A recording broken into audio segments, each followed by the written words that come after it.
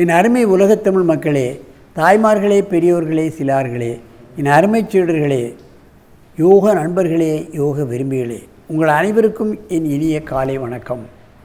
கலைஞர் தொலைக்காட்சி நிகழ்ச்சியில் நலமுடன் வாழ என்னும் பிரிவில் அதிகாலை வேளையில் முதல் நிகழ்ச்சியாக யோகாசனம் தரப்படுகிறது.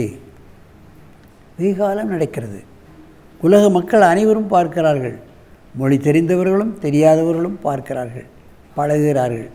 தங்களுக்கு ஏற்பட்டிருக்கின்ற பல்வேறு உடல் பிரச்சனை, மனப்பிரச்சனை, வியாதிகள் இவைகளெல்லாம் அதன் மூலம் நீக்கி கொண்டிருக்கிறார்கள்.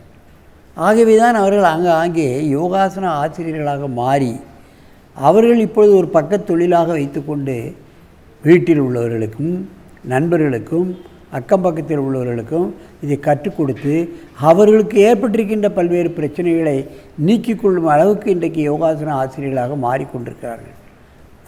நமக்கு தொலைபேசி மூலமாக சொல்கிறார்கள், நாங்கள் மாறிவிட்டோம், யோகாசன ஆசிரியர்களாக பல பேருக்கு கற்றுத்தந்து கொண்டிருக்கின்றோம் என்று சொல்லும் பொழுது மகிழ்ச்சியாக இருக்கிறது.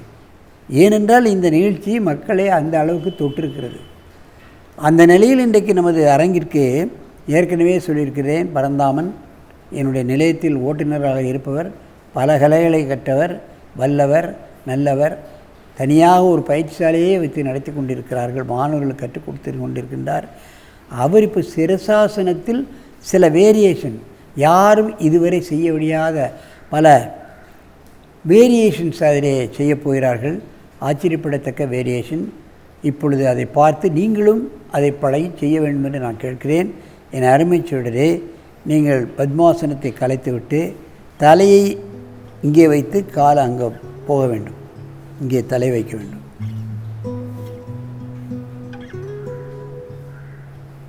கையை தலைப்பக்கம் வைக்காமல் கையை நீட்டிக்கொண்டு சிரசாசனம் செய்கிறார் பாருங்கள். புதிதாக நாம் ஏதாவது செய்ய வேண்டும் என்ற ஒரு எண்ணத்தில் பாருங்கள், கையை நீட்டிக்கொண்டு கால் சற்று முன்னால் போக வேண்டும். தலையை தரையில் வைத்து அந்த கை பேலன்ஸில் உடல் பலத்தை பூராவும் நிறுத்தி கொண்டிருக்கிறார். அதைத்தான் நான் கவனிக்க வேண்டும். ஆசனங்கள் 84 லட்சம் ஆசனங்கள் இருக்கிறது. அது என்னவென்று இன்னும் பூராவும் கண்டுபிடிக்க முடியவில்லை. 600-700 ஆசனங்கள் தான் கண்டுபிடித்திருக்கிறார்கள். ஆனால் நமது தென் தமிழ்நாட்டில் சிவன் கோயிலில் உள்ள கோபுரங்களில், பிரகாரங்களில், தேர்களில் அத்தனை ஆசனங்களும் இருக்கிறது. சிவன் தான் இந்த ஆசனத்துக்கு அதிபதி.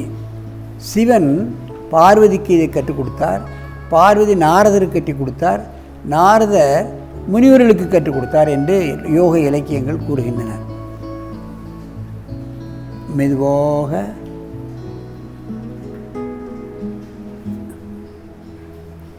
இறக்குங்கள். நன்றாக மூச்சை இழுத்துக்கொள்ளுங்கள். இது ஒரு நிலை.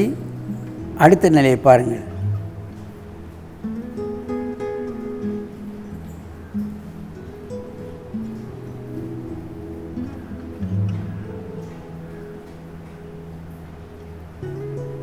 கையை மடக்கி வைத்துக்கொண்டு இப்பொழுது இந்த ஆசனத்தை செய்து கொண்டிருக்கிறார். இது ஒரு நிலை. பல கோணங்களில் பலவிதமாக இந்த ஆசனத்தை செய்து கொண்டிருக்கிறார்.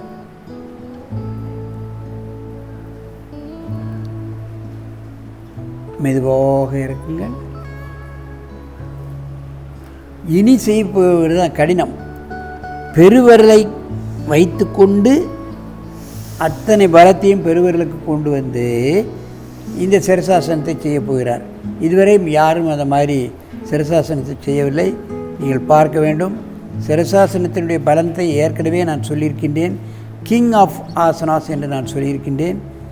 ஆசனங்களின் அரசன், நன்றாக நினைவாற்றல், மனோ வலிமை, மனோதிடம், அன்னமய கோஷம், பிராணமய கோஷம், மனோமய கோஷம், விஞ்ஞானமய கோஷம், 4 கோலங்களின் செம்மையாக இயங்க வைக்கக்கூடிய அற்புதமான பாசனம். பாருங்கள், பெருவிரலில் தான் அவர் உடல் கனம் பூராவும் இருக்கிறது. அது செய்வது மிக மிக கடினம். கடுமையான பயிற்சி, தொடர்ந்து பயிற்சி, அனுதினமும் பயிற்சி செய்தால்தான் இது போன்ற நிலைகள் எல்லாம் ஏற்படும். மெதுவாக இறக்குங்கள். நன்றாக மூச்சு வாங்கிக் கொள்ளுங்கள்.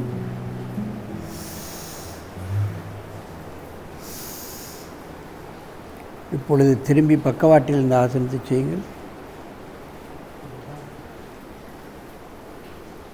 பக்கவாட்டில் கையை நீட்டி கையை மடக்கி அப்புறம் கை எவ்வாறு நீட்டப்பட்டிருக்கிறது என்பதை பார்க்க வேண்டும்.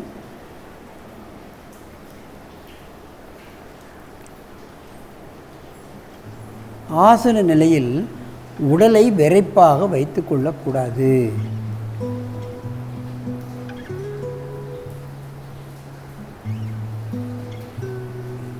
கால்கள் எல்லாம் தளர்ச்சியாக வைத்து கொள்ள வேண்டும்.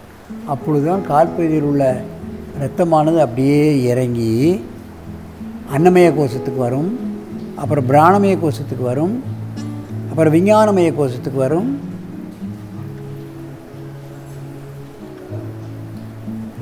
Digestive system, respiratory system, sensational parts and mind. மெதுவாக இறக்குங்க. நேராக பத்மாசனத்தில் அமருங்கள். ஆகவே சிரசாசனம் என்பது அற்புதமான ஆசனம் என்று நான் ஏற்கனவே சொல்லியிருக்கின்றேன். இதை சுவர் ஓரமாக செய்தால் கூட நல்ல பலன் கிடைக்கும். முடியாதவர்கள், ரொம்பவும் உண்டானவர்கள் அர்த்த சிரசாசனம், காலை தூக்காமல் கூட முக்கோணம் மாதிரி ஒரு தலையணையை வைத்து தலையை வைத்து செய்தால் கூட நல்ல பலன் கிடைக்கும். உண்டானவர்கள் எப்படி காலை மேலே தூக்குவது, கழுத்து வலி வந்துவிடும் என்றெல்லாம் சொல்வார்கள். அவர்கள் முக்கோண நிலையில் இருந்து கொண்டு கூட அர்த்த சிரசாசனம் செய்து சேசாசனத்தின் முழு பலனையும் நாம் அடைய முடியும். ஆகவே இது போன்ற ஆசனங்களை காலையிலும் மாலையிலும் விடாமுயற்சியுடன் பழகி தங்கள் உடலையும் உள்ளத்தையும் மனப்பாகவும் அழகாகவும் ஆரோக்கியமாகவும் வைத்துக்கொண்டு நெடுது எரிந்து வாழ வேண்டும் என்று கேட்டு உங்களிடமிருந்து விடைபெறுவதே ஆசனம் ஆண்டியப்பன். வணக்கம்.